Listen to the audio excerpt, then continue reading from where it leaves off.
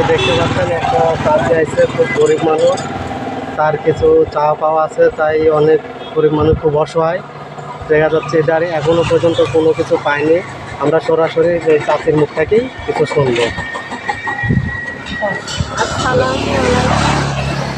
আমি একটা অসহায়, আমার স্বামী অসুস্থ, কর্ম করতে পারে না, ফুল আর দুটি কিডনির সমস্যা, কাজকর্ম করার লোক নাই, একটা সাল লেখাপড়া শিখাচ্ছি, আমার কোনো অনুদান দেয় না। চেয়ারম্যানের কাছে আসলে কয় যে আমার হাতে কোনো করত নাই, এই যে কার্ড আসে আরও কিছু আসে আমাদের দেয় না। একটা কলের জন্য আবেদন করি, একটা কলও পাইনি। লোকের দূরে পানি টানি খায়, মানুষের দূরে গেলে কত কথা বলে টাকা পানি দিতে চাই না।